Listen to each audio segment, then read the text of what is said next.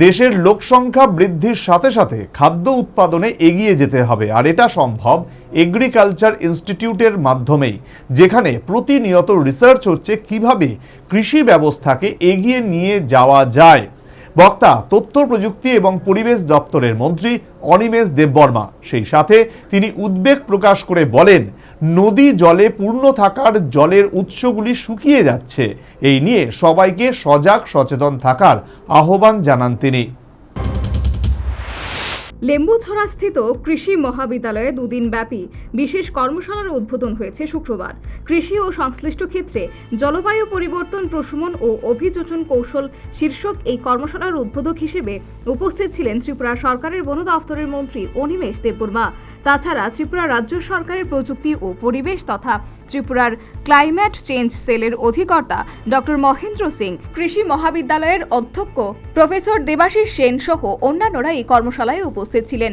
এই কর্মশালার উদ্বোধক বনমন্ত্রী অনিমেষ দেববর্মা তার বক্তব্যে বলেন, দেশের লোকসংখ্যা বৃদ্ধির সাথে সাথে খাদ্য উৎপাদনে এগিয়ে যেতে হবে, আর এটা সম্ভব এগ্রিকালচার ইনস্টিটিউট এর মাধ্যমেই, যেখানে প্রতিনিয়ত রিসার্চ হচ্ছে কিভাবে কৃষি ব্যবস্থাকে এগিয়ে নিয়ে যাওয়া যায়। এই যে দেশের লোকসংখ্যার সাথে খাদ্য উৎপাদনও আমাদের যে এগিয়ে যেতে হবে, that is only possible through agriculture institutes. If these institutes they can work, they can do research, তারাই দেখিয়ে দেবে যে খাদ্য উৎপাদন কিভাবে বৃদ্ধি করা যায়।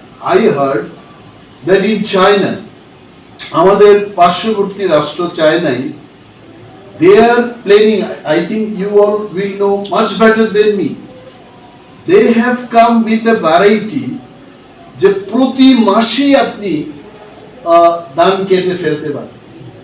means in 12 months 12 times, মানে যার এক কানি জমি থাকবে তার 12 কানি জমির সমান উৎপাদন হবে।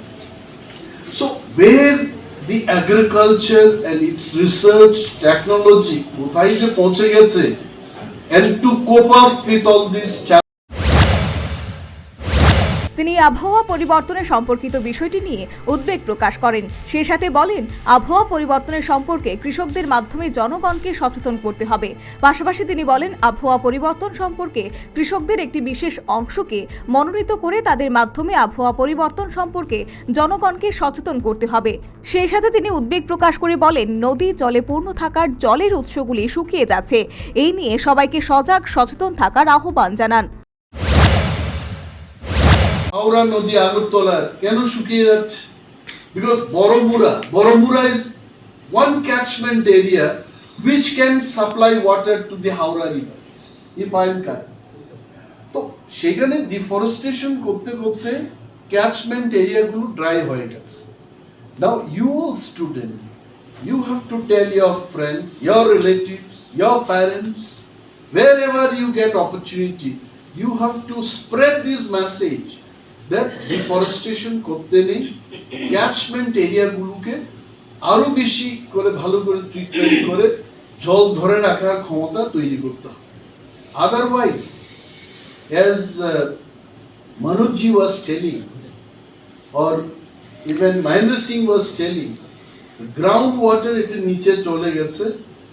once the water goes down, it will be very difficult for us to bring it up, because এদিন এই কর্মশালায় ত্রিপুরা সরকারের প্রযুক্তি ও পরিবেশ তথা ত্রিপুরা ক্লাইমেট চেঞ্জ সেলের অধিকর্তা ডক্টর মহেন্দ্র সিং, কৃষি মহাবিদ্যালয়ের অধ্যক্ষ প্রফেসর দেবাশিস সেন সহ অন্যান্যরা বক্তব্য রাখেন। Bureau report, news vanguard.